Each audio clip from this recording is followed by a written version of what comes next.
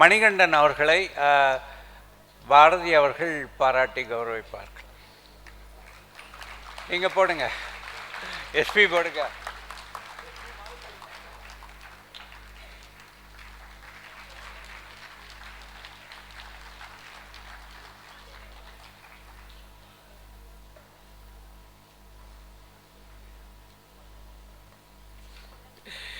அது வெங்கல கடைக்குள்ள யானை பூந்தா மாதிரி இருக்கும். மணிகண்டன் அவர்கள் பேசினால். ஓவர் டு மணிகண்டன் அவர்கள். உங்களுடைய தேசிய கொடியில் 3 வர்ணங்கள் பறக்கப்பட்டது. அதில் ஆரஞ்சு என்றும் வெள்ளை என்றும் பச்சை என்றும் காட்சி தந்திருக்கும். நடுவில் இருப்பது அசோக சக்கரம். அது வெள்ளை கயிற்றில் ஏற்றப்படுவதாக இந்த தேசம் நம்பிக்கொண்டிருக்கிறது. என் அன்புக்குரியவர்களே, சில நிமிடங்களுக்கு முன்பு உங்கள் கையில் ஒரு தேசிய கொடி கொடுக்கப்பட்டது. அந்த கொடியில் 3 வர்ணங்கள் காட்சி தந்தது. ஒன்று ஆரஞ்சென்றும் வெள்ளை என்றும் பச்சை என்றும் இருந்தது. நடுவில் இருந்தது அசோக சக்கரம். தேசிய கொடி வெள்ளை கயிற்றில் ஏற்றப்படுவதாக நீங்கள் நம்பிக்கொண்டிருக்கின்றீர்கள். காதர் வார்த்தையை கடன் வாங்கி சொல்கின்றேன் நண்பர்களே. இந்திய தேசத்திற்காக 30 வயதை எட்டாத பகத்சிங்கும் ராஜகுருவும் சுகதேவும் 30 வயதை எட்டாத பகத்சிங்கும் ராஜகுருவும் சுகதேவும் வாஞ்சிநாதனும் கொடிகாத்த குமரனும் தங்களுடைய பசுமையான வாழ்க்கையை தொலைத்தார்களே, அந்த அடையாள சின்னம்தான் பச்சையாக காட்சி தருகிறது. ஆங்கிலேயனை எதிர்த்து குருதி சிந்தி போரிட்டார்களே, அந்த குருதியில் உள்ள வெள்ளை அணுக்களும் சிவப்பு அணுக்களும் தான் நம் நாட்டு தேசிய கொடியில் வெள்ளையாகவும் ஆரஞ்சாகவும் காட்சி தருகிறது. நடுவில் இருப்பது அசோக சக்கரம் என்று நீங்கள் நினைத்தால் மன்னிக்க வேண்டும். அது இறந்த போர் வீரர்களின் எலும்பு நரம்பு துண்டுகளினுடைய அடையாளமாக பார்க்கப்படுகிறது. இன்னும் சொல்கின்றேன், நீங்கள் தேசிய கயிறு வெள்ளை கயிற்றில் ஏற்றப்படுவதாக நம்பிக்கொண்டிருக்கின்றீர்கள். இந்த மேடையில் அமர்ந்திருந்த என் சகோதரிகள் தங்கள் மஞ்சள் கயிற்றை இறக்கினார்கள். அது வெள்ளை கயிறாய் ஏற்றியிருக்கிறது என்பதுதான் நிதர்சனமான உண்மை. நான் மீண்டும் சொல்கின்றேன், எல்லோரும் ஒருமுறை நம்முடைய விண்ணில் இருக்கக்கூடிய இராணுவ வீரர்களுக்கு இந்த மண்ணில் இருந்து வீர வணக்கத்தை கைத்தட்டை காணிக்கையாக்கலாம். ஒரு நிமிடம்.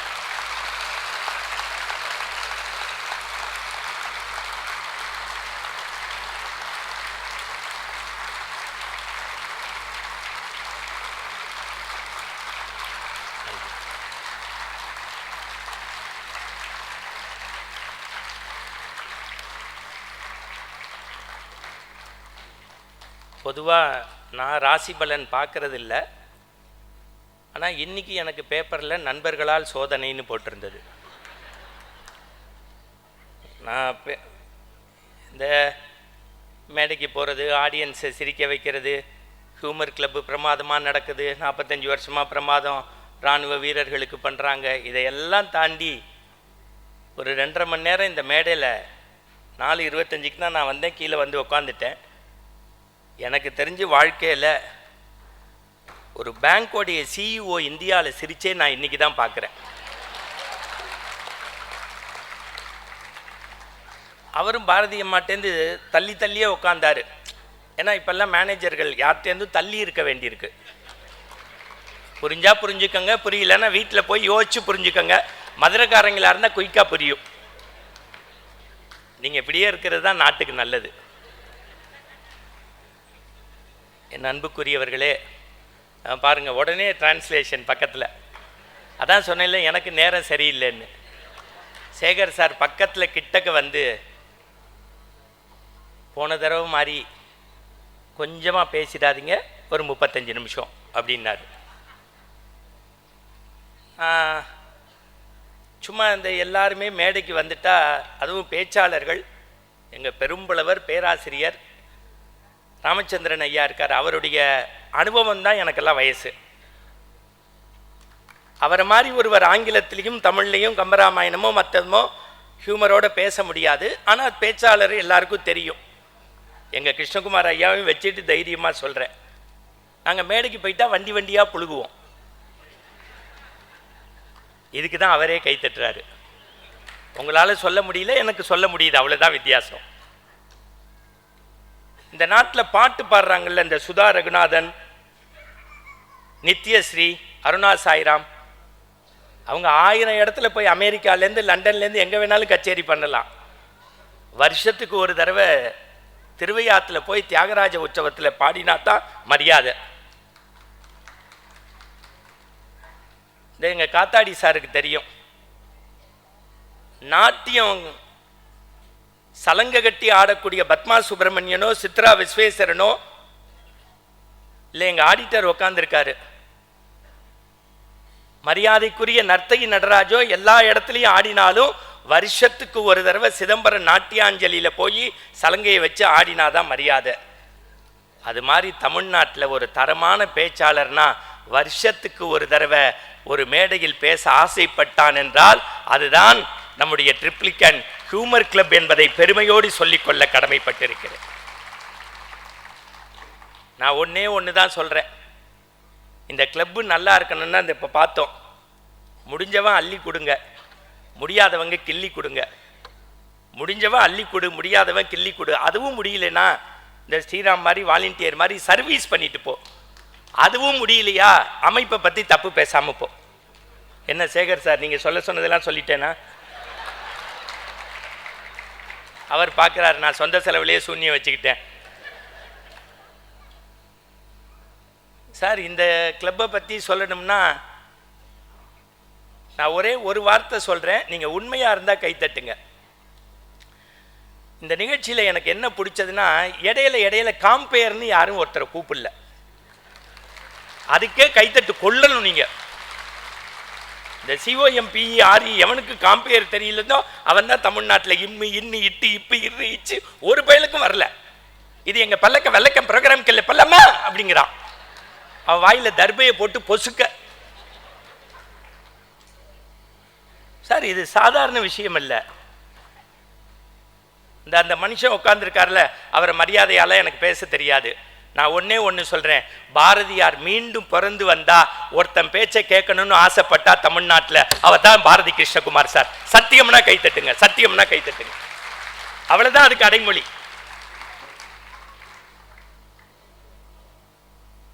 தமிழை உச்சரிக்க தெரியாதவன் தான் சார். ஒரு காலத்தில் வானொலி நம்ம கேட்போம், KS ராஜா, அப்துல் அமீதுன்னு 2 பேர் பேசுவாங்க. வீட்டுக்கு வீடு வானொலி பெட்டிக்கு முன் அமர்ந்து அத்திக்காய் ஆலங்காய் உங்களுக்காய் எங்களுக்காய் ஏதோ அப்படிம்பா. இப்போ ரேடியோ மெர்ச்சி ஹாட்டு மெச்சு துப்பு எச்சி. சேகரன் பெரிய தமிழ் படித்தவர் இல்லை, ஹியூமர் கிளப் செக்ரட்டரி. இடையில காம்பேரிங் பண்ணும்போது தமிழை தப்பு இல்லாமல் பேசினாரு. என்னங்க நான் தமிழ் படிக்கல அதனால தான்ட்டாரு. நல்ல கைத்தட்டு கொடுக்கலாம், தப்பே கிடையாது, பிரமாதம். நம்ம சும்மா இந்த காமராஜர் ஹாலில் உட்காந்து கைத்தட்டிட்டு போறதில்லை. நம்மளுடைய மொழியை சார், உலகத்தில் 6809 மொழி பேசுறான், அதுல 6 மொழி தான் பொதுமொழி. அந்த 6ல் 1 நம்ம தமிழ் மொழி. உலகத்தில் இடமிருந்து வளமாக எழுதுறதுல உலகத்துக்கே முதன்மைக்குரியது நம்முடைய தமிழ். நீங்க கணினின்னு சொல்றீங்கல்ல, நான்லாம் போய் ரேடியோவை போட்டேன், அதுக்கப்புறம் ரிமோட்டு. இப்போ ஏன் பொண்ணெல்லாம் குப்புறப்படுத்த அலெக்சா அப்படிங்கிறா, அதானே உண்மை. அந்த கணினியினுடைய மொழிவரிசை பட்டியலில் 2வது இடம் தமிழுக்கு. இன்னைக்கு காலில் கண்டுபிடிச்சிருக்காங்க. நம்முடைய எஸ் ராமகிருஷ்ணன் ஊருக்கு பக்கத்தில் ஒரு இடத்துல ஒரு ஓலைச்சுவடி, இதுவரைக்கும் கண்டுபிடிக்கப்பட்டுள்ள கல்வெட்டு செப்பேடு ஓலைச்சுவடியில் 87% தமிழுக்குரியதுங்கிறான். அதை விட இன்னொன்று சொல்கிறேன், உலகத்திலேயே அதிகமாக மொழிபெயர்க்கப்பட்ட 2வது நூல் திருக்குறள். அது எங்கள் தாத்தா உங்கள் தாத்தா கூறியது. இந்த அண்ணா சிங்காரவேலு அவர் ஒன்றும் பெரிய கார்பரேட் சிட்டியிலலாம் பிறக்கலை, மெட்ராஸில் பிறக்கலை, கோயம்புத்தூரில் வாழலை. 25 வருஷமாக தமிழை தப்பு இல்லாமல் மேடையில் பேசுகிறார். அதுதான் அவருக்கான அடையாளம். பாரதி அப்படிதான் சொல்றான், தேசம் உயர வேண்டுமெனில் தெருவெல்லாம் தமிழ் முழங்க வேண்டும், சொல்லில் உயர்வு தமிழ் சொல்லே அதை தொழுது படித்திரடி பாப்பா. யாமறிந்த மொழிகளிலே தமிழ் மொழி போல் இனிவது எங்கும் காணோம், யாமறிந்த புலவனிலே கம்பனை போல் வள்ளுவன் போல் இளங்கோ போல் பூமிதனில் யாங்கனுமே கண்டதில்லை, உண்மை வரும் புகழ்ச்சி இல்லை, கண்ணிருந்தும் குருடராய் காதிருந்தும் சுவடராய் ஆண்மை இருந்தும் கோலனை அஞ்சுபவனே ஒரு சொல் கேளீர். நீ வீட்டு பாஷைகளை கற்கிலாய், வேறு வேறு பாஷைகளை கற்பாய். நீ பிரெஞ்சு படி, உருது படி, சான்ஸ்கிரிட் படி, ஹிந்தி படி, எல்லாம் படி, உன் தாய்மொழி தமிழை தப்பு இல்லாம படினா. நான் ஒன்னே ஒன்னு கேட்கிறேன், வாழுங்காலத்துல கொண்டாடணும் பாரதி அம்மா பேசினாங்கல்ல, 80 வயதாயும் ஸ்கிரிப்டே தப்பி போகாம இன்னைக்கு பாட்டி வைத்தியத்தை நல்லா பண்ற அந்த அம்மாவுக்கு ஒரு கைத்தட்டு கொடுக்கலாமே.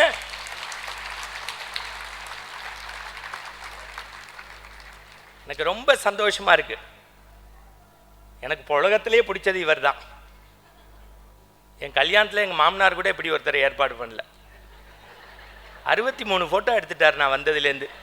அப்படி எடுத்து இப்படி எடுத்து அவர் விழுந்துருவாரோன்னு நான் பயமாக இருக்கு. உலகத்திலேயே பின்னாடி ஃபோட்டோ எடுக்கிற ஒரே ஆள் இவர் தான்.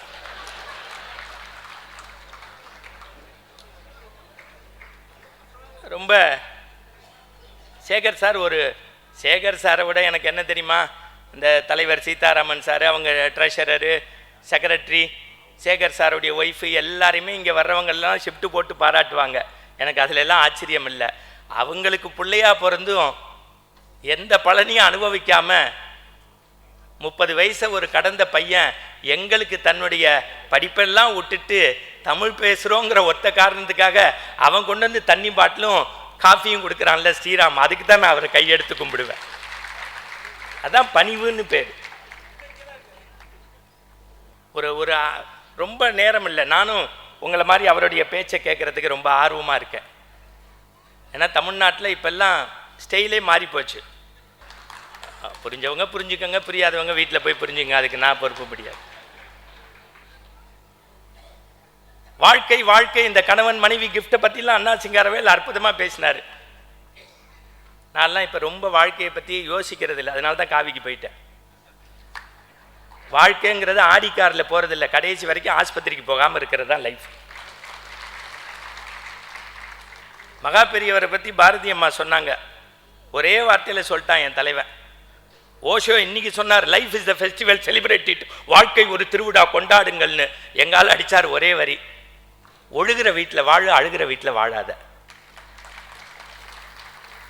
லைஃப் ரொம்ப சிம்பிள் சார். செருப்பை காலில் போடுங்க, சிரிப்பை வாயில் போடுங்க, ஹாப்பியாக இருக்கும். நீங்கள் எந்த டாக்டர்த்தையுமே போகாதீங்க. நீங்கள் யாராவது டாக்டர் இருந்தாலும் எனக்கு அதை பற்றி கவலையே இல்லை. டாக்டர் வீட்டுக்கு போய் நோய் வந்தவன் பல பேர் இருக்கான். மூச்சை இழுத்து விடு, நாக்கை காட்டு, கண்ணாடி திரும்ப, பின்னாடி திரும்ப, இப்படி பண்ணு அப்படி பண்ணு. போனோடனே அந்த ஆள் கேட்பார், மூச்சை இழுத்து விடும்பார். அப்புறம் நம்ம சொல்லணும், விட்டுறக்கூடாதுன்னு தான் வந்திருக்கேன்னு. என் ஜோக்கெலாம் புரிஞ்சாதான் சிரிக்க முடியும், மன்னிக்கணும். ஏன்னா நான் படிக்கும் போதே சாய்ஸில் விட்டு படித்தவன். ஒரு 8 நாளைக்கு முன்னாடி டாக்டர் வீட்டுக்கு பாரு, உள்ளேருந்து நர்ஸ் வந்து, அம்மா டாக்டர்னு. டாக்டர்னு சொன்னதுக்கு தெர்மாமீட்டர் வாயில் வச்சுட்டா, சட்டையை கழுத்து, எக்ஸ்ரே எடுத்து, இசிஜி எடுத்து, ஸ்கேனில் விட்டு எல்லாம் பண்ணி 8000 ரூபா பில்லு. உள்ளேருந்து டாக்டர் வந்தார், என்ன மணிகண்டன்னாரு.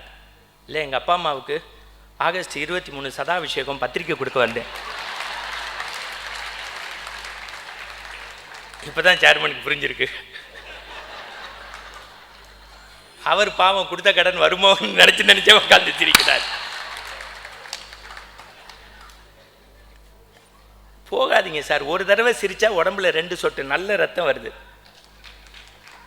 8 ஆப்பிள் சாப்பிட்றதும் ஒரு தடவை சிரிக்கிறதும் ஒன்று தான்.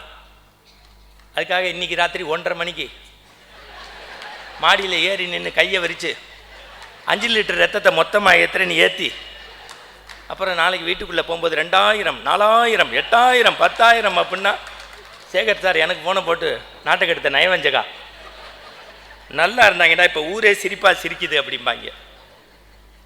நான் ஒன்று தான் உங்களுக்கு சொல்கிறேன், வாழ்க்கைன்னா சொம்பு நிறைய தங்க காசு சேர்க்கறதுன்னு எவனாவது சொன்னால் நம்பாதீங்க. அன்பு செலுத்துகிற அம்மாவை வீட்டில் நல்லா வச்சுக்கிறது தான் வாழ்க்கை. அதிகாரமான நாற்காலியில் உட்காந்து சுற்றுறது இல்லை வாழ்க்கை. அறிவுரை சொல்கிற அப்பனை கடைசி வரைக்கும் நல்லா வச்சுக்கிறது தான் வாழ்க்கை. நீ செத்ததுக்கப்புறம் தவசம் பண்ணி, இருக்கும்போது ஹார்லிக்ஸ் கொடு. மணிப்பரிசு நிறைய, மணி சேர்க்கறதுலேயே கவனம் செலுத்தாத. நம்ம சொல்கிறத கேட்கக்கூடிய மனைவியை நல்லா வச்சுக்கோ. சீன பெருஞ்சுவர் மாதிரி வீடு கட்டுறது இல்லை வாழ்க்கை. கிறுக்கிறதுக்கு ஒத்த புள்ள வேணும், அதுதான் வாழ்க்கை. நமக்கு விரல் விட்டு எண்ணக்கூடிய பிரச்சனை வந்தால் இந்த அம்மா ஒரு நிமிஷத்தில் சொல்லிட்டு போனாலே, எனக்கு பிரச்சனைன்னு நினச்சேன், விரல் பிடிச்சு அழைச்சிட்டு போகிறதுக்கு 4 நட்பை சம்பாதிச்சு கொடுத்ததே ஹியூமர் கிளப், அதுக்கு நன்றின்னாங்க. அதான் வாழ்க்கை, முடிச்சிட்டீங்க.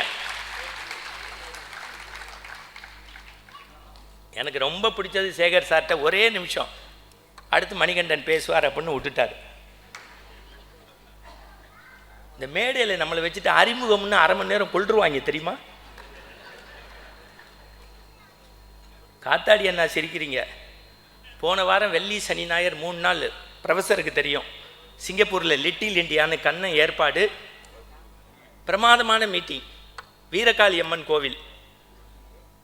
என்னை கொண்டு போய் பேச வச்சுட்டாங்க. ஒரு நாள் பெரிய புராணம், ஒரு நாள் அபிராமி எந்தாதி, ஒரு நாள் மகாபாரதம். 450 பேர் ஆடியன்ஸ் உட்காந்துருக்காங்க. இந்த எங்கள் குருநானக் ப்ரொஃபஸர் மேடம் உட்காந்துருக்காங்க. என்னை இன்ட்ரடியூஸ் பண்ணுறாரு சார் அந்த செக்ரட்டரி. உதிக்கின்ற செங்கதிர் உச்சி திலகம் மதிக்கின்ற மாணிக்கம் அபிராமி அந்தாதி இன்னைக்கு பேச போகிறாங்க. சிங்கப்பூரில் தமிழ் குறைந்து விட்டது என்று ஒருபோதும் நீங்கள் கருதாதீர்கள். 30 ஆண்டுகளுக்கு முன்பு இதே இடத்தில் கூரக்கொட்டையில் இந்த அம்பாள் இருந்தபோது அபிராமி அந்தாதியை நம்முடைய வாரியார் சாமிகள் வந்து சிரிக்க சிரிக்க பேசிவிட்டு தமிழ்நாடு போனார், இறந்து விட்டார்.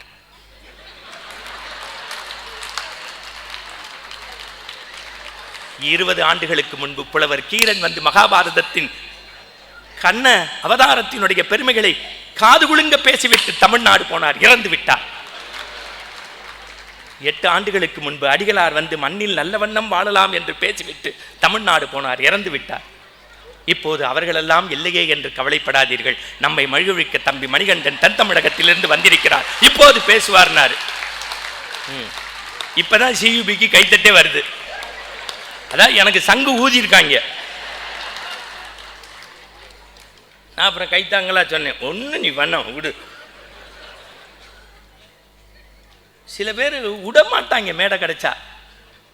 முந்தா நேத்து அண்ணனை வச்சுக்கிட்டு சொல்கிறேன், கோயம்புத்தூர் உங்கள் ஊருக்கு தான் பாடா படுத்திட்டார் ஒரு பிரின்சிபால் என்னைய.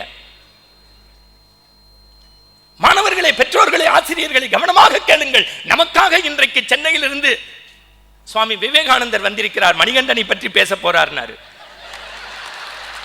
பதறிட்டேன்.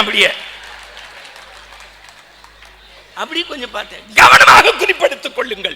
எழுமின் விழுமின் என்று மிகச் சிறப்பாக நம்முடைய விவேகானந்தர் மணிகண்டனை பற்றி இன்றைக்கு நமக்காக பேச போறார்னாரு. அப்புறம் நான் உட்காந்தான்னு சொன்னேன், என் பேர் மணிகண்டன், நான் விவேகானந்தரை பத்தி பேச வந்திருக்கேன், நீ ஒன்றும் பேச வேண்டாம், வாயை மூடு.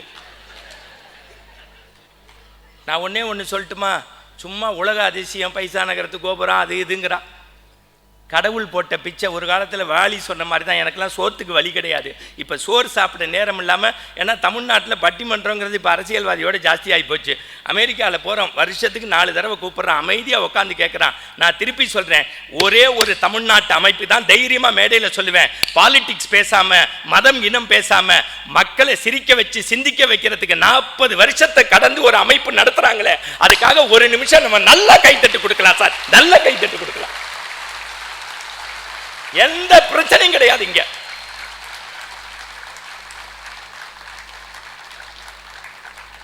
அத்தனை பேர் முகத்திலையும் சந்தோஷம். என்னைய பாராட்டினா அண்ணா சிங்காரவேலுக்கு சந்தோஷம், அண்ணா சிங்காரவேலை பாராட்டினா எங்க பேராசிரியருக்கு சந்தோஷம். இந்த பாருங்க, கீழே உட்காந்துட்டு ரசிச்சு சிரிக்கிறார். அதுதான் ஒட்டுமொத்தமா இந்த நிகழ்ச்சியினுடைய நோக்கம். என்ன, ஹாப்பியா இருக்கணும். நான் உங்கள்கிட்ட கூட சொல்றேன், சாமி கோவிலுக்கு போனா கூட சந்தோஷமா போங்க. நல்லா ஹியூமருக்கு எங்கேயும் போக மாட்டேன். கபாலி கோவிலுக்கு போய் நின்றுப்பேன் பிரதோஷம்னா. சில மாமி பின்னிடுவா தெரியுமா, நமச்சிவாய வாழ்க, நாதன் தாழ் வாழ்க, இமைப்படுதும் என் நெஞ்சில் நீங்காதான் தாழ்வாழ்க, கோகலி ஆண்ட குருமனிதன் தாழ்வாழ்க, வானாகி மண்ணாகி வழியாகி ஒளியாகி. 3 மாதம் பார்த்தேன். 4ஆவது மாதம் மாமியை கையை பிடிச்சிட்டேன். உடனே அங்கே பார்க்குறாரு பேச்சாளர், கையை பிடிச்சிட்டேன் நான். 80 வயசு மாமி. சாமி இங்கேயே இருக்கு, நீங்கள் ஏன் அங்கே பார்க்குறேன்? இல்லை, சும்மா ரெட்டா, மாமா வாங்கி கொடுத்த செருப்பு அங்கே தான் இருக்குங்கிறா. அது பரவாயில்ல. அதுக்கு பக்கத்து மாமி சொன்னா, இது தெரிஞ்சுதான் நான் பையில போட்டு கையிலேயே எடுத்துன்னு வந்துட்டேன். சிவசிவான்னா நாசமா போச்சு. இது சிரிக்கிறதுக்கு சொல்லல. நம்ம எங்க போறோம்? பற்ற துறக்க கோவிலுக்கு போறோம். ஆனா செருப்பு மேல உள்ள பற்ற நம்ம துறக்க முடியல. இங்க இவங்க பேசினாங்க, மகா பெரியவரை பற்றி நிறைய கதைகள் வருகிறது. என் அன்புக்குரியவர்களே, 52 வயசாகுது. 14 வயசுக்கு மேடைக்கு வந்தேன். சாருக்கு தெரியும், என்னை அறிமுகப்படுத்தினவர் குன்றக்குடி சாமி. 70வது வயசு மகா பெரியவருக்கு கொண்டாடுறாங்க. மனுஷனா இருந்தால் சதாபிஷேகம் உண்டு, பீமரத சாந்தி உண்டு, சஷ்டியப்த பூர்த்தி உண்டு, கனகாபிஷேகம் உண்டு. 70 வயசு கொண்டாடி முடிச்சோன்னே உள்ளே போப்புறாங்க. 2 பிரசுக்காரன் வந்து மைக்க நீட்டுறான். சாமி 13 வயசில் பட்டத்துக்கு வந்தீங்க, பீடத்துக்கு வந்தீங்க, 70 வயசு, இப்போ உங்களுக்கு பீமரத சாந்தி, உங்களை பற்றி கிசு கிசுவே வரலையே, கிசு கிசுவே வரலையேன்னு ஒரே வார்த்தை அடித்தார். அதுக்கு சந்தர்ப்பம் தராதபடி காமாட்சி பார்த்துக்கிறான்.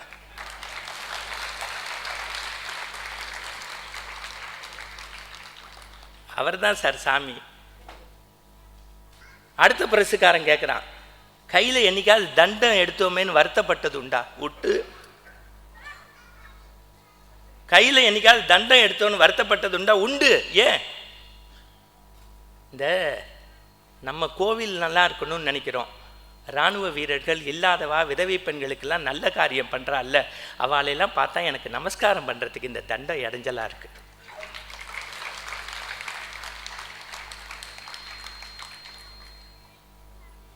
அந்த அந்த அந்த அந்த மாதிரி இன்னைக்கு நான் ரொம்ப மனசு நிறைஞ்சு சொல்கிறேன். இங்கே தமிழ் இருக்கா? தமிழ் இருக்குது. நகைச்சுவை இருக்கா? இருக்குது. சர்வீஸ் இருக்கா? இருக்குது.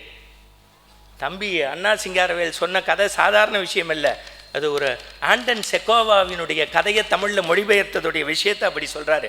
இந்த மேடையில் கூட ஏதோ பாரதி கிருஷ்ணகுமாருக்கும் மணிகண்டனுக்கும் பாரதி பாஸ்கருக்கும் அண்ணா சிங்காரவேலுக்கும் 1000 பேர் இங்கே மரியாதை செய்யலை.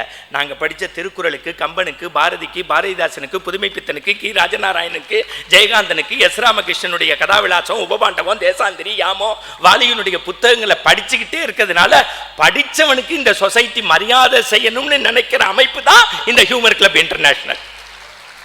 அதுதான்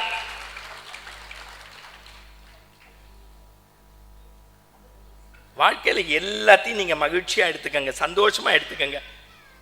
பரபரப்பு எல்லா ஊர்லயும் இந்த மாதிரி கிடைக்காது. இந்த இப்ப மாலை போட்டாரே, எவ்வளவு பெரிய மாலை பாத்தீங்கல்ல. இப்ப அடுத்த தலைமுறைக்கு நான் சொல்ற பேரே தெரியாது. நம்ம ராமச்சந்திரன் சாருக்கு தெரியும். இன்னைக்கு 3 மேடையில் பேசிட்டா நாவுக்கரசர்னு இவனே போட்டுக்கிறான். மதுரைக்கு அந்த பக்கம்னா நடுவராக தான் பேசுவேங்கிறான். அன்னைக்கு ஒருத்தர் மலேசியாவுக்கு போயிருக்கேன், திருக்குறள் மாநாட்டு, 1.5 மணி நேரம் சார் பிரமாதமாக பேசினார் சார் ஒரு ப்ரொஃபசர். திருக்குறள் அல்ல அல்ல குறையாதது, 1330 குறள், 133 அதிகாரம், அதிகாரத்துக்கு 10 குறள், அறம் உண்டு, பொருள் உண்டு, இன்பம் உண்டு. 1.5 மணி நேரமும் ஒரு குறள் கூட சொல்லாம பிரமாதமா பேசிட்டா சார். அப்புறம் நான் சொன்னேன், இல்லைப்பா, கற்க கசடர கற்பவை கற்றபின் நிற்க அதற்கு தக தொட்டனை தூறு மணற்கேணி மாந்தருக்கு கட்டணை தூறு அறிவு. அவர் சொன்னார் பாருங்க, ஹியூமர் கிளப் பணம் கொடுக்கல, யாரோ ஸ்பான்சர் கொடுத்தாங்க. குறள் உண்டா? அன்பில்லார் எல்லாம் தமக்குரியார், அன்புடையார் என்பும் உரியர் பிறருக்கு, என்பில் அதனை வெயில் போல காயுமே, அன்பில் அதனை அறம். இப்போ நான் பேசுறது ஆடிட்டருக்கு புரியல. குறள் சொல்லலாமா? சொல்லலாம். யாகாவாராயினும் நாகாக்க காவாக்கள் சோகப்பர் சொல்லி இழுக்கப்பட்டு. உடனே நான் வந்து அவரை கையை பிடிச்சி சொல்லணும், இப்படி 1000 பேருக்கு முன்னாடி அசிங்கப்படுத்திட்டீங்களே, ஓரமாக சொல்லியிருக்கணும். தீயினால் சுட்ட புண் உள்ளாரும் மாறாதே, நாவினால் சுட்டவடு. இப்போ நான் சொன்னது சரியானு நீங்கள் இங்கே யோசிக்க வேண்டாம், வீட்டில் போய் யோசிக்கலாம். ஏன்? எப்பொருள் யார் யார் வாய் கேட்பினும் அப்பொருள் மெய்ப்பொருள் காண்பது அறிவு. இன்றைக்கி கூட சொல்கிறேன், இன்றைக்கி இரவே நம்ம சிவலோக பிராப்தி அடித்தாலும் நானோ எங்கள் ப்ரொஃபஸரோ ஒன்று செஞ்சுருக்கோம் தமிழ்நாட்டில். கடந்த 2 வருஷமாக சங்கராங்கிற ஒரு டிவியில் ஸ்ரீராமை வச்சுக்கிட்டு தமிழ்நாட்டினுடைய மூளை முடுக்கெல்லாம் பயணப்பட்டு கிராமங்களில் தமிழை உச்சரிப்பு தப்பில்லாமல் பேச தெரிந்த 500 பிள்ளைகளை தமிழ்நாட்டுக்கு அடையாளப்படுத்தி இருக்கிறோம் என்கின்ற பெருமையும் கர்வமும் எங்களுக்கு உண்டு. தொடர்கள் அடுத்த தலைமுறைக்கு நம்ம என்ன செஞ்சுட்டு போகிறோம்? படிக்கணும். மேடைக்கு வரும்போது அதுக்கு தான் இந்த மரியாதை. மாலை போடுறாரு. இப்போ நான் சொல்றது, கீவாஜான்னு ஒரு ஸ்பீக்கர் இருந்தார். ஸ்லேடைன்னா அவர் தான் ஸ்லேடை. கீவாஜாவோ ஜஸ்டிஸ் இஸ்மாயிலோ ஆசாஞாவோ அவ்வைசாரோ மகா பெரியவர்கிட்ட போனால் 5 மணி நேரம் பேசிக்கிட்டு இருப்பாங்க, திருச்சி ராதாகிருஷ்ணனோ. ஏன்னா அவங்கள்ட்ட அவ்வளோ மெட்டீரியல் இருந்தது. கீவாஜா ராத்திரி 7 மணிக்கு ட்ரெயின்லேருந்து புறப்பட்டு திருச்சிக்கு போய் இறங்குறாரு. ராத்திரி 7 மணிக்கு புறப்பட்டு. இப்போ மாதிரி அப்போ மோடியும் இல்லை, வந்தே பாரத்தும் இல்லை, அதுக்கும் இதுக்கும் சம்பந்தம் இல்லை. போகிற போக்கில் சொன்னேன். கைத்தட்டின 12 பேருக்கு நன்றி. இன்ஜின் போட்டு கறி சுற்றணும். வெடிகாலில் 4 மணிக்கு போய் கீவாஜா இறங்குறாரு. அப்பெல்லாம் ஸ்பீக்கரை ஸ்டேஷனுக்கே போய் ரிசீவ் பண்ணுற பழக்கம் உண்டு. சேகர் சார் பார்க்குறாரு, அவங்கள்ட்ட மெட்டீரியல் இருந்தது. சார் போட்ட மாதிரி ஒருத்தர் மாலையை கொண்டு போய் அப்படி கீவா ஜாக்கு போடுறாரு. நல்லா கவனிக்கணும், இந்த ஹியூமர் கிளப்புடைய தரத்துக்காக தான் இங்கே தான் இந்த ஜோக்கெலாம் சொல்ல முடியும். ஏன்னா ஒரு ஊரில் போய் குடியாத்தத்தில் ஒரு 8 நாளைக்கு முன்னாடி 100 ஜோக் சொன்னேன். 100வது ஜோக்குக்கு ஒருத்தர் 3வது வருஷத்தில் அப்படின்னாரு. என்னங்கண்ணே இப்போ தான் முதல் ஜோக்கே புரிஞ்சுதுன்னாரு. அங்கே சொல்லி ஒன்றும் விளங்க வைக்க முடியாது. கீவா ஜாக் அப்படி மாலையை போட்டோன்னு மாலையை பிடிச்சிட்டு கீவா ஜா சொன்னார், காலையிலே மாலை வந்தது, காலையிலே மாலை வந்தது. டக்குன்னு ஒரு வீட்டுக்கு சாப்பிட கூட்டிகிட்டு போகிறாங்க. அப்பெல்லாம் தமிழ்நாடு நல்லா இருந்ததுனால கதவு இல்லை.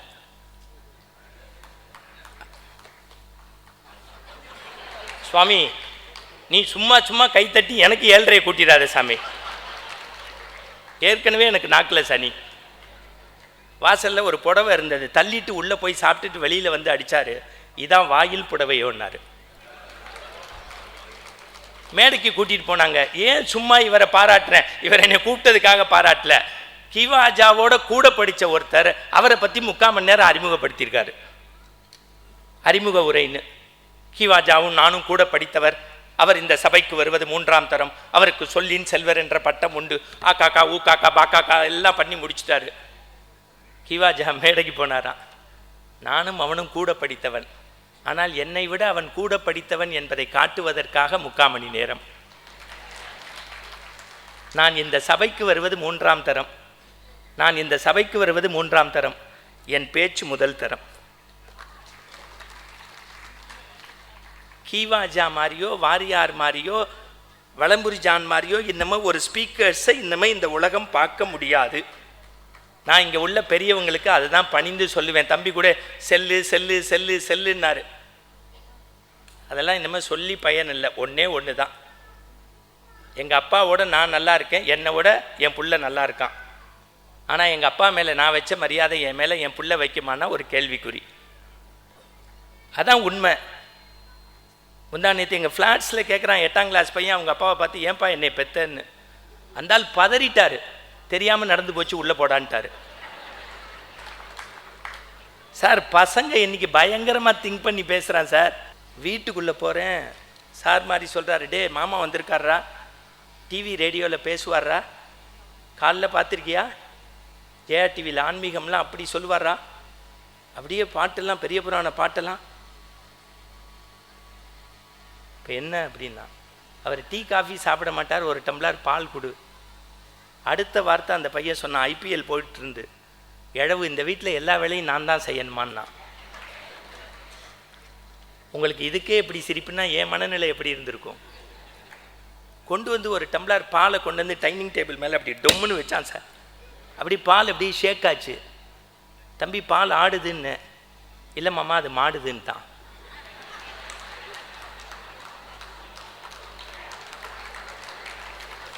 கொஞ்சம் லேட்டாக தான் பிக்கப் ஆகும்.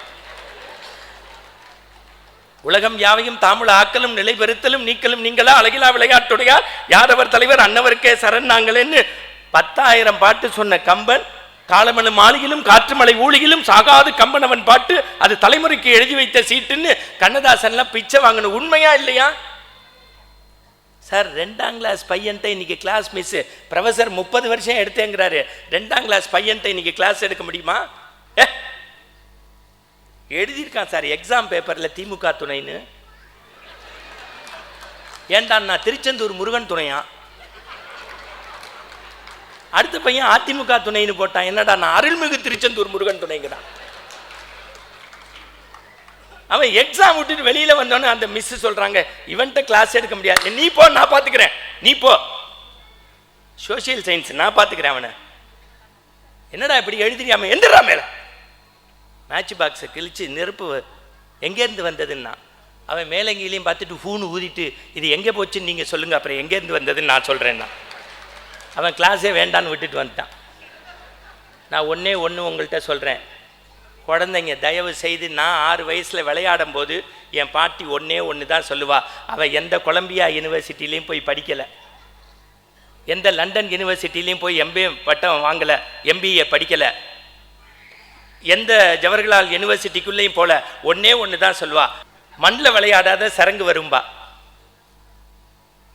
நான் ஒன்று சொல்கிறேன், உங்களுடைய அடுத்த தலைமுறை குழந்தைங்க மண்ணில் விளையாட சொல்லுங்க. சரங்கு வந்தால் கூட மருந்து போட்டுக்கலாம். பிள்ளைங்க செல்லில் விளையாண்டா அதுவே மண்ணா போயிருமோன்னு நான் நினைக்கிறேன். நீங்கள் வாழ்க்கை கல்வி யார்கிட்டேருந்து படிக்க வேண்டாம், நம்ம பாட்டிமார்கள்ட்டேருந்து படிங்க. சார் இப்படி படியில் உட்காந்துருப்பா சார், விளையாண்டுட்டு வருவேன், கை காலெல்லாம் கழுவணும், நெத்தியில் விபூதி வச்சுக்கணும். என்ன பாட்டி செய்கிறேன்பேன், ஊசியில் நூல் கோக்குறேன்பா, இந்த ஜென்மத்தில் கோக்க முடியாதும்பேன். ஏண்டாம்பா, ஊசி கீழே விழுந்து 3/4 மணி நேரம் ஆச்சு, நீ வெறும் நூலையே கோத்துட்டு இருக்கேன்னு. இப்போ ஊசி எடுத்து கொடுன்னா கொடுத்துட்டேன், காதை கொடுன்னா நம்ம என்ன தாமஸ் ஆல்வா எடிசனா, ஏன் காதை கொடுத்தேன், உன் காதை இல்லைடா ஊசியினுடைய காதுன்னா. ஊசிக்கு எது பாட்டி காதுன்னு, சின்னம்மா ஒரு ஓட்டை இருக்கு பாரு, அது பேர் காதுன்னு சொல்லிட்டு அதுக்குள்ளே படிக்காத என் பாட்டி சொன்னால், இந்த ஊசியினுடைய காதில் நூல் விட்டா சட்டையின் கிழிசல் சரி செய்யும். இறைவன் தந்த காதில் அறநூல்கள் போனால் உன்னுடைய மனக்கிழிசல்கள் சரி செய்யப்படும். நூலை படியுங்கள், சங்கத்தமிழ் நூலை படியுங்கள். இன்றைக்கி நான் சொல்கிறேன், தமிழ்நாட்டில் 30 வருஷத்துக்கு முன்னாடி நான் சேலத்துக்கு ஒருத்தர் வீட்டுக்கு போனேன். ஒரு போர்டு வச்சுருந்தான், அறிவு பகிர்தலுக்காக வாருங்கள், அதிகார பகிர்வு வேண்டாம்னு. அப்பா டீத்தூள் வியாபாரி, அம்மா ஸ்கூல் டீச்சர், 2 பேர் ஐஏஎஸ் ஆஃபீஸர். ஒருத்தர் இறையன்பு ஐஏஎஸ், ஒருத்தர் திருப்புகழ் ஐஏஎஸ். நீங்கள் வாழ்க்கையில் ஜெயிக்கணும்னு யாருக்காவது கனவு இருந்தால் ராசி பலன் பார்க்குறத விட்டுருங்க. ஏன்னா நம்ம வீட்டு டிவியில் 1 ரூபா சைஸில் பொட்டு வச்சு காலில் வந்துடுறான். ரிஷபராசி நேயர்களே, இன்று கிழக்கு மேற்கு வடக்கு தெற்கு நோக்காதேங்கிறான். ஏண்டா முட்டாப்பையில் இருக்கிறதே 4 திசை. அப்புறம் ராத்திரி 1 மணிக்கும் கல் போட சொல்கிறான். பச்சைக்கல், சிவப்புக்கல், செங்கக்கல்லை தவிர எல்லா கல்லும். இது பரவாயில்ல, பாரதி கிருஷ்ணகுமார் அண்ணன் மாதிரி எனக்கு ஒரு ஃப்ரெண்டு, இன்னும் உங்களை பெரிய ஆள் ஆக்குறேன், பேரியல் பேராசான்னு ஒருத்தர் இருக்கார். அவன் பேரே அவனுக்கு எழுத தெரில. என் பேரை 4ஆல் கூட்டி 5ஆல் வகுத்து கழித்து எல்லாம் பண்ணிவிட்டு பேர் நல்லா இருக்குன்னா. ஃபீஸ் எவ்வளோண்ணே, 5000 ரூபான்னா. வச்சுட்டேன். வேறு ஏதாவது பரிகாரம்னே, உங்கள் இன்ஷியலை மாற்றிக்கங்க, பெரிய ஆள் ஆகிடுவீங்கன்னா. நான் சொன்னேன், எனக்கு வாழ்க்கையிலே எங்கள் அப்பா வச்சுட்டு போன ஒரே சொத்து அதுதான் போடான்னு. தயவு செய்து உங்களை கேட்குறேன், வாழ்க்கையை ஸ்போர்ட்டிவாக எடுத்துக்கங்க, சந்தோஷமாக எடுத்துக்கங்க. யாரை பற்றியும் யாரும் போட்டி போடாதீங்க. இன்னொன்று, உங்கள் குழந்தைங்க அவுட்ஸ்டாண்டிங்காக படிக்கணும்னு மட்டும் நினைக்காதீங்க. எவன்லாம் 100க்கு 100 எடுக்கிறானோ அவன்லாம் அமெரிக்காவுக்கு போய் பிச்சை எடுப்பான். எவன்லாம் ஆவரேஜாக படிக்கிறானோ அவன்லாம் கடைசி வரைக்கும் இங்கே இருந்து தாய் தகப்பனுக்கு கஞ்சி ஊற்றி நல்லா பார்த்துப்பான். எதையுமே பாசிட்டிவாக பாருங்கள், பாசிட்டிவாக பாருங்கள். வாழ்க்கையை ஹாப்பியாக இருக்கிறது தான், வேற ஒன்றுமே கிடையாது.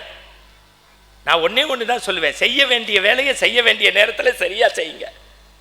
எங்க திருப்பி சொல்லுங்க, செய்ய வேண்டிய வேலையை சரியாக செய்யணும், இல்லைன்னா சிக்கல் தான். விடிஞ்சா எங்கள் வீட்டில் தீபாவளி சார். என் வீட்டில் தீபாவளின்னொன்னே சிஇஓக்கு எப்படி சிரிப்பை பாருங்க. எங்கள் அம்மாவும் மனைவியும் ஒத்துமையாக இருக்கிறது அன்றைக்கி மட்டும்தான். ஏன்னா தீபாவளினா பர்ச்சேசிங்க்கு ஒன்றா போவாங்க. என் மனைவி ரொம்ப நல்லவ, கடையில் ஒரு 8 ஹவர்ஸில் சாரீ எடுத்துருவா. அந்த மேட்சிங் ப்ளவுஸ்க்கு மட்டும் 2 டேஸ் எக்ஸ்ட்ரா எடுத்துப்பா. அந்த கடைக்காரனுக்கே கண்ணீர்லாம் வரும். அந்த எடுக்கிறது முக்கியம் இல்லை, நம்ம கூட போய் அது போனவனுக்கு தான் தெரியும். எல்லா புடவையும் போட்டுட்டு கடைசியில் அப்படி அந்த புட்டாவை இப்படி திருப்பி, எங்க இது எனக்கு மேட்சாக இருக்கான்னு கேட்பா. அவன் என்னையும் ஒரு பார்வை பார்ப்பான், என் ஒய்ஃபும் ஒரு பார்வை பார்ப்பான், புடவையை பார்ப்பான். மேடம் உங்களுக்கு மேட்ச்சே அமையலைம்பான். இத்தனை பேர் கை தட்டுறீங்கன்னா மாப்பிள்ளை குத்து வாங்கியிருக்கீங்கன்னு அர்த்தம். மேடம் உங்களுக்கு மேட்ச்சே அமையலைம்பா. ஒரு மாதிரி எடுத்துகிட்டு ராத்திரி 10 மணிக்கு வந்துடுவோம். என் மனைவி ரொம்ப நல்லவ சார். 10 மணிக்கு வீட்டில் வந்தோன்னு சொல்லுவா, எங்கள் அப்பாவுக்கு எடுக்கலைங்க. எங்க வீட்டில் வந்து, நான் ரஜினி மாதிரி பழசை மறக்காதவன், அதுக்குன்னே பஜாஜ் ஸ்கூட்டர் ஒன்று வச்சுருக்கேன். ஏன்னா என் டிரைவரை 8 மணிக்கு மேலே கூப்பிட்டா அவன் கொஞ்சம் தேர்த்தம் சாப்பிடுவான், சக்கரம் கையிலேயே வந்துடும். அப்புறம் எனக்கு சங்கு தான். நேராக கடைக்குள்ளே போய் இந்தியன் டெரேன்னு ஒரு கடை, அங்கே கொஞ்சம் சீப்பாக இருக்கும். 9800 ரூபாய்க்கு ஒரு பேண்ட்டு வாங்கிட்டு, சார் எங்கள் அப்பா தானே என்னை படிக்க வச்சார், கொண்டு வந்து கொடுத்துட்டேன். ராத்திரி 10:45க்கு. இந்த லேடிஸ்க்கு ஒரு நல்ல பழக்கம் உண்டு, ஜென்ஸுக்கு ஒரு நல்ல பழக்கம் உண்டு. எந்த புடவை போட்டாலும், சுடிதார் போட்டாலும், மிடி போட்டாலும், நைட்டியே போட்டாலும் 8 ஆண்ட்டிகிட்ட போய் நன்னா இருக்கான்னு கேட்பா. ஆம்பளைகளுக்கு ஒரு நல்ல பழக்கம் உண்டு, யாரும் இல்லாத போது தனியாக ரூமில் கதவடைச்சு லூஸ் மாதிரியே பார்ப்போம்.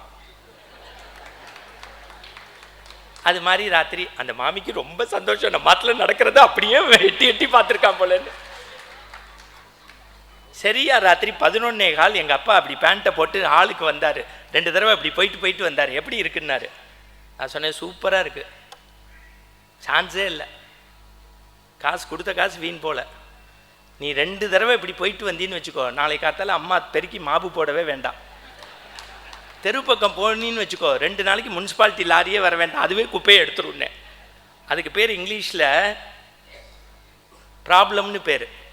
இந்த பாதத்துலேருந்து 1 இன்ச்சு எக்ஸ்ட்ரா இருந்தது.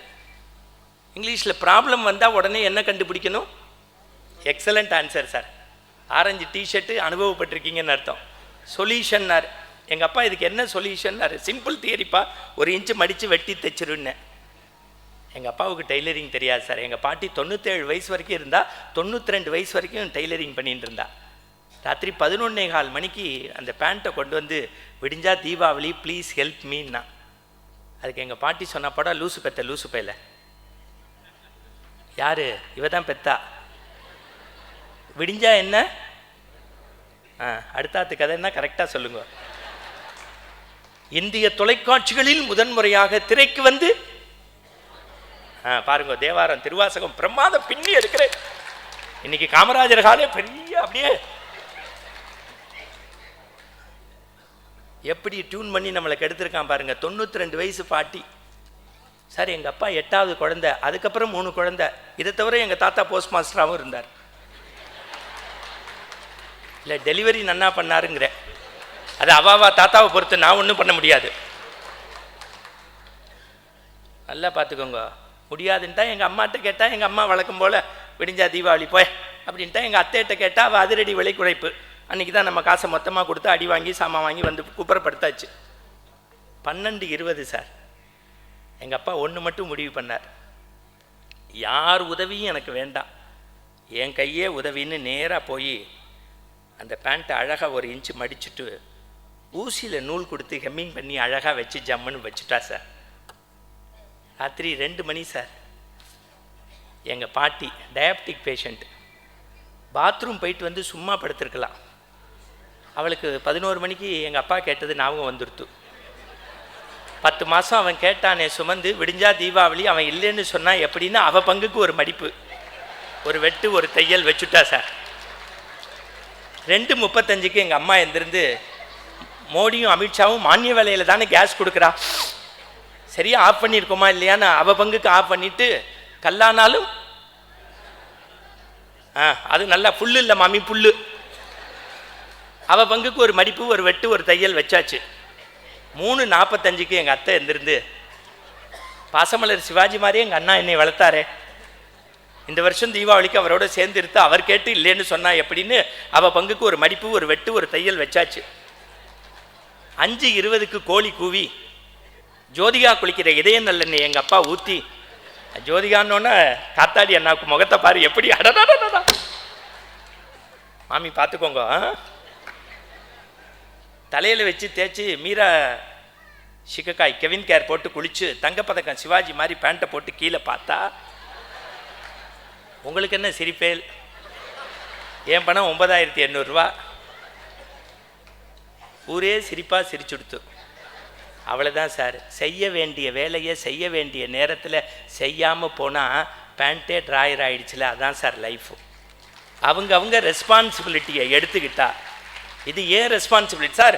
ஒரு பேங்க் நடத்துகிறவர் இங்கே வந்து இவ்வளோ நேரம் உட்காந்து இவ்வளோ செய்கிறாரு, இத்தனை பேர் ஸ்பான்சர் கொடுக்குறீங்க, இத்தனை நல்ல விஷயம் நடக்குதுன்னா, இதை விட ஒரு ரெஸ்பான்சிபிலிட்டியான ஒரு நிகழ்வு வேற எங்கேயும் நடக்காது சார். எல்லார் சார்பாகவும் பாராட்டுக்கள். பாரதி அம்மா சொன்னாங்க, வெறுமனை இல்லைன்னு மேடையில் பேசுகிறது வேற, பட்டிமன்றம் பேசுகிறது வேற, ஆன்மீகம் பேசுகிறது வேற. ஏன் அவரை காம்பேயருக்கு கை தட்டுறேன்னா, ஒன்றே ஒன்றும் இல்லை. இப்போ சபரிமலையை உங்கள் எல்லாரையும் கொண்டு போகிறேன், ஒரு செகண்டில் காதில் ஹெட்செட் கொடுத்துருவான், மகர ஜோதியை கமெண்ட்ரி கொடுக்கணும்.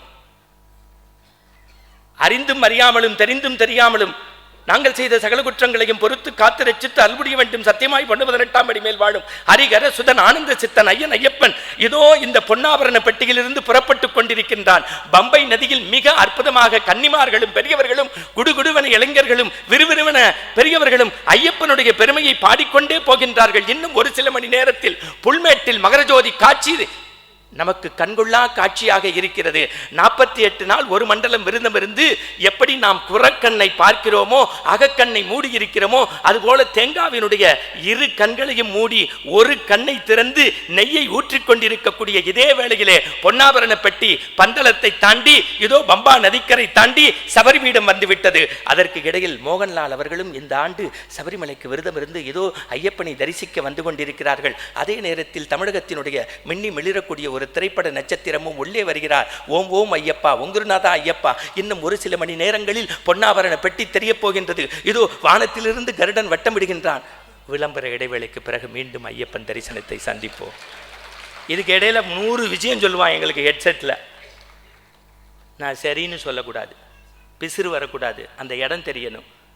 எல்லாத்துக்கும் ஹோம்ஒர்க் இருக்குது, எல்லாத்துக்கும் கஷ்டம் இருக்குது. 6 மாதம் ஒரு விழாவுக்கு கஷ்டப்பட்டிருக்காங்கன்னா ஒரு அரங்கு நிறைந்த கைத்தட்டு கொடுங்களேன்.